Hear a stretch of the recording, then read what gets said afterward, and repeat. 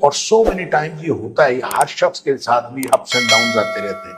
یہ کوئی آج کل کی یوتھ کی بات نہیں ہے۔ جی میں عام طور پہ یوتھ سے کہتا ہوں کہ یا تو آپ کی نماز آپ پہ گناہ چھڑوا دے گی یا پہ گناہ آپ کی نماز چھڑوا دیں گے۔ وہ حدیث جو مسلم شریف کی ہے جس میں نبی کریم صلی اللہ علیہ وسلم فرمایا کہ آدمی گناہ کرتا ہے اور گناہ کر کے پھر توبہ کرتا ہے تو اللہ تعالیٰ فرشتوں سے فرماتا ہے کہ اچھا اس کو یہ یقین ہے کہ میرا ایک رب ہے اور اس کو یقین ہے کہ وہ معاف کرتے ہیں، تو فرشتے کہتے ہیں یا اللہ اسی لیے تو تجھ سے معافی مانگ رہے ہیں۔ اللہ تعالیٰ فرماتا ہے اس کو معاف کر دیں، کچھ دیر بعد پھر گناہ کرتے ہیں، اللہ کے ساتھ عہد کیا ہوا ہے اور قسم کھائی ہوئی کہ میں نے گناہ نہیں کرنا، اللہ تیری نافرمانی نہیں کرنا، اس سے بھی گناہ ہو جاتا ہے۔ کیوں ہوتا ہے؟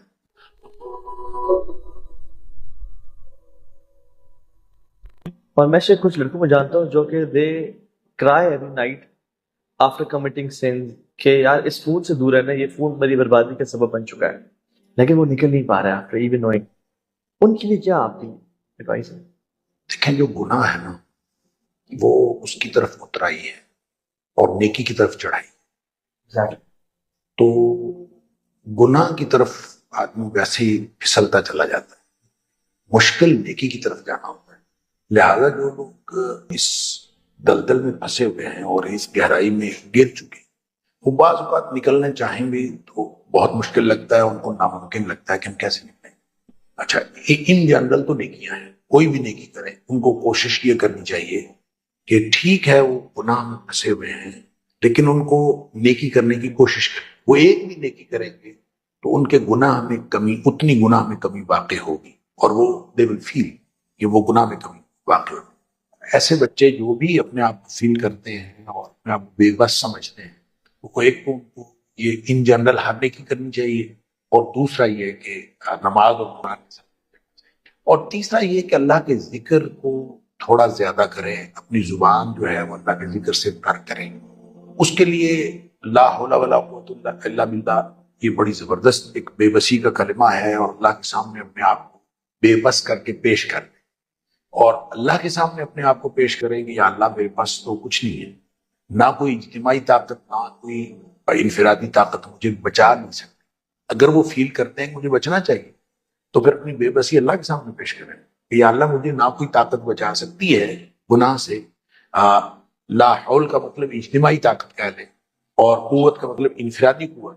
کوئی نہیں بچا سکتا الا باللہ، اللہ چاہے تو بچا سکتا۔ تو جب یوں اپنا مسئلہ پرابلم اللہ کے سامنے رکھیں اور زبان سے لا حول ولا قوت الا باللہ کہیں تو ان کے اندر وہ قوت آئے گی اور آہستہ آہستہ یہ اوپر چڑھنا شروع ہو جائیں گے نیکی کی طرف، اور جوں جوں یہ نیکی کی طرف چڑھیں گے اسی کے ساتھ ساتھ اس کا جو اثرات ہیں وہ ختم ہونے شروع ہو جائیں گے، اور یوں ہی اثرات ختم ہونا شروع ہوں گے، برائی کے اثرات ختم ہونا شروع ہوں گے، تو پھر آہستہ آہستہ یہ کیفیت نہیں رہے گی کہ انسان اپنے آپ کو مجبور سمجھتا ہے۔ اور سو مینی ٹائمز یہ ہوتا ہے، یہ ہر شخص کے ساتھ بھی اپس اینڈ ڈاؤنز آتے رہتے ہیں، یہ کوئی آج کل کی یوتھ کی بات نہیں ہے، بڑے بوڑھے بھی سوشل میڈیا کے اس چکر میں بڑے بوڑھے بھی شکار ہوئے ہیں۔ لہٰذا کوئی بھی شخص اگر بچنا چاہتا ہے اس کا یہی طریقہ ہے کہ نیکی کرنا شروع کر دے تاکہ آہستہ آہستہ برائی کے اثرات جو ہے وہ ختم ہونا شروع ہو جائے، تو برائی کے اثرات ختم ہوں گے، مگر نا یہ جو نفس ہے تو قرآن نے کہا ہے ان النفس لامارۃ بالسوء الا ما رحم، یہ تو ہمیشہ برائی کی طرف لے کے جاتا ہے سوائے اس کے جس پر اللہ کی رحمت۔ تو اللہ کی رحمت کو حاصل کرنے کے لیے قرآن اور نماز اور ان جنرل ہر نیکی، تو نیکی کرے، بس کوئی بھی نیکی شروع کر دیں۔ ایون یہ جو ایک تو نیکی ہے حقوق اللہ کے حوالے سے، ایک نیکی ہے حقوق العباد کے حوالے سے، تو حقوق العباد کے حوالے سے بھی نیکی کرنا شروع کر دیں تو بھی وہ اس کے اثرات اپنی زندگی میں دیکھیں گے، اب صلہ رحمی کرنا شروع کر دیں، بڑوں کی عزت شروع کر دیں، چھوٹوں پہ شفقت شروع کر دیں، اپنے ماں باپ کے ساتھ حسن سلوک شروع کر دیں، جو بھی کریں گے ہر چیز کا جتنی زیادہ نیکی کی یوں سمجھے کہ اس کا جتنی بڑی نیکی ہوگی اتنا زیادہ اثر ہوگا، اور جتنی چھوٹی نیکی اثر اس کا بھی ہوگا، چھوٹی چھوٹی نیکیوں سے لے کر بڑی نیکیوں تک۔ اور اس کے علاوہ کوئی طریقہ نہیں ہے کہ ہم نیکیوں کے ذریعے سے گناہوں سے بچیں، کیونکہ ان الحسنات یذہبن السیئات، یہی گناہوں کو دور کریں گے، گناہوں سے بچائیں گے، وگرنہ انسان جو ہے شیطان تو پھر ساتھ ہے، وہ تو ہمیشہ رہتا ہے۔ ایک خارجی دشمن کے طور پر، اور پھر ایک نفس ہے جو اس کا داخلی دشمن ہے، تو دو دشمنوں کی موجودگی میں اور پھر ہو بھی برائی کی طرف پھسلا، تو یہ بڑا مشکل معاملہ ہے۔ جی میں عام طور پہ یوتھ سے کہتا ہوں کہ یا تو آپ کی نماز آپ پہ گناہ چھڑوا دے گی یا پھر گناہ آپ کی نماز چھڑوا دیں گے۔ بس ڈٹے رہو، لگے رہو، نماز پڑھتے رہو، حتیٰ کہ ایک دن آئے گا کہ انشاءاللہ آپ کے گناہ کم سے کم ہوتے جائیں گے اور غالب آئیں گے۔ بالکل صحیح، بالکل صحیح۔ اصل میں دیکھیں، اب بدترین دن وہ ہوگا جس دن گناہ آپ کی نماز چھڑوا دے، پھر تو سمجھیں کہ آپ نے اپنے آپ کو سبمٹ کر دیا نا گناہ کے سامنے، اور سب سے بڑی شکست اس دن ہے جب آپ کا گناہ آپ کی نماز چھڑوا دے، تو اگر واپس کا مطلب پھر آپ واپس نہیں آنا چاہتے۔ اور پھر شیطان بھی بہت ایکسپیرینس ہے اس کا، یعنی آدم علیہ السلام سے لے کے آج تک، ولیعذ باللہ۔ تو شیخ وہ بھی نا ڈس اپوائنٹ بہت زیادہ کرتا ہے ہماری نوجوان نسل کو کہ تو اتنے ٹائم سے چھوڑنا چاہ رہا ہے گناہوں کو اور تو پھر گناہ کرتا جا رہا ہے۔ پھر شیخ وہ کبھی اگر کسی نے الکوہل پی لی ہے یا کسی سے اگر فورنیکیشن یا ایڈلٹری ہو گئی ہے تو کہتے ہیں یار تو کس منہ سے اللہ کے سامنے کھڑا ہوگا۔ تو وہ نا ایک طرح سے نماز بھی چھڑواتا ہے کہ یار اب میں نے یہ 40 دن تک نماز ویسے قبول کی، بھی مسکنسیپشن ہے، قبول نہیں ہونی، اب میں نماز پڑھتا ہی نہیں، تو وہ دلدل میں وزیر گرتے چلے جاتے ہیں۔ دیکھیں ان کو یہ پتہ ہونا چاہیے کہ دیکھیں جو توبہ ہے بشرطے کہ وہ سچی توبہ ہو تو وہ مٹا دیتی ہے گناہوں، اور اس طرح سے گناہوں کو مٹاتی ہے التائب من الذنب کمن لا ذنب لہ، جیسے گناہ ہے ہی نہیں، تو یعنی اس کے اثرات بھی ختم کرتے ہیں۔ تو توبہ اگر سچی کریں تو وہ آپ کے پاس ہر وقت ٹول ہے، اور جو کہتے ہیں نا کہ اٹس نیور ٹو لیٹ، شریعت کے اندر کبھی بھی آپ مرتے دم تک ان اللہ یقبل توبۃ العبد ما لم یغرغر، موت آئی تو اس سے پہلے جب موقع مل گیا تو آپ واپس آ گئے تو آپ واپس آ سکتے ہیں، لہذا کوئی بھی موقع ایسا نہیں ہے کہ آپ کہیں کہ اب میرے پاس موقع ختم ہو گیا ہے، آپ کے پاس موقع موجود ہے، صرف فرق اتنا ہے کہ آپ طے کرنے کے اپنے واپس آنا ہے، تو واپس آنے کے لیے آپ اللہ کے پاس ہی واپس آئیں گے، اور کہاں جانا ہے آپ، تو اللہ کے پاس واپس آنے کا تہیہ کر لیں، اور جب آپ اللہ کے پاس واپس آنے کا تہیہ کر لیں گے تو باقی گناہ وہ سارے بخش دے گا۔ دیکھیں وہ حدیث جو مسلم شریف کی ہے جس میں نبی کریم صلی اللہ علیہ وسلم نے فرمایا کہ آدمی گناہ کرتا ہے اور گناہ کر کے پھر توبہ کرتا ہے تو اللہ تعالیٰ فرشتوں سے فرماتا ہے کہ اچھا اس کو یہ یقین ہے کہ میرا ایک رب ہے اور اس کو یقین ہے کہ وہ معاف کرتے ہیں، تو فرشتے کہتے ہیں یا اللہ اسی لیے تو تجھ سے معافی مانگ، اللہ تعالیٰ فرماتا ہے میں اس کو معاف کر، کچھ دیر بعد پھر گناہ کر بیٹھتا، پھر بیٹھ جاتا ہے اللہ کے سامنے، یا اللہ مجھ سے گناہ ہو گیا۔ اصل میں نا گناہ ہو گیا اور گناہ کرنا دونوں میں فرق ہے۔ گناہ کرنا جو ہے وہ ہے اپنی،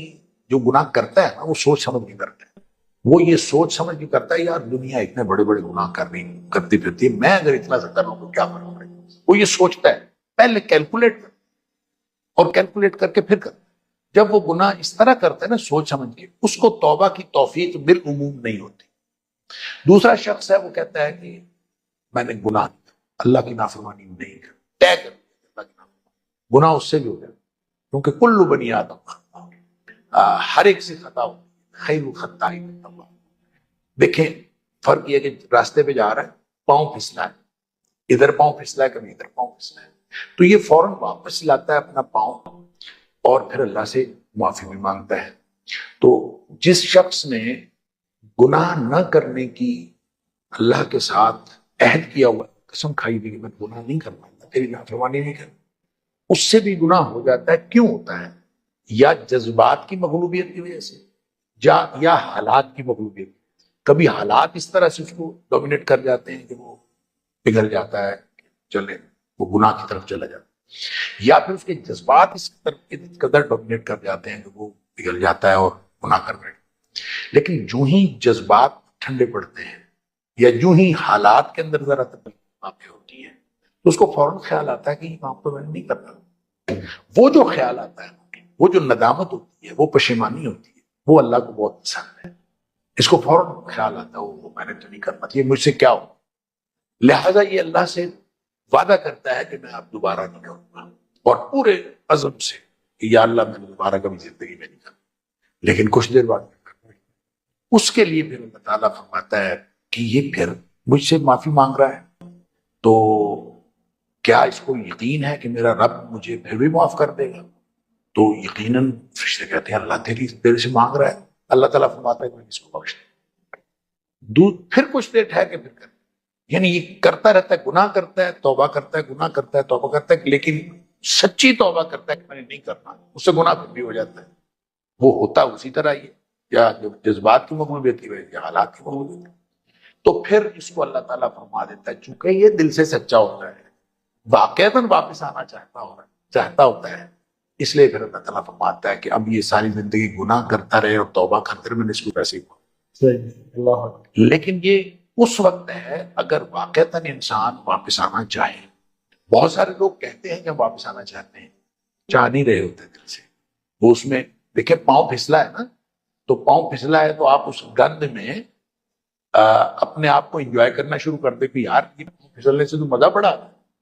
تو آپ انجوائے کرنا شروع کر دو. تو یہ نہیں, جو ہی آپ کو سمجھ آئے کہ میرا پاؤں پھسل گیا ہے فوراً واپس. اگر اس طرح سے زندگی گزارے, توبہ اصل میں نا زندگی کا منہج ہے. نبی پاک صلی اللہ علیہ وسلم کا گناہ کون سا تھا؟ نبی کریم صلی اللہ علیہ وسلم کو تو گناہ تھا ہی کوئی نہیں, آپ بھی توبہ کرتے تھے, استغفار.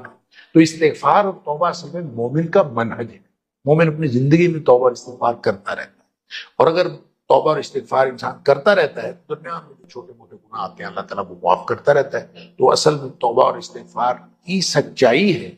جو اس کو واپس لے آتی ہے. تو اس لیے جو نوجوان یہ سمجھتے ہیں کہ اب جو, یعنی شیطان ان کو یہ سمجھاتا ہے کہ اب تو بہت تو نے گناہ کر لیا, اب تو واپس نہیں آ سکتا, تو واپس آنے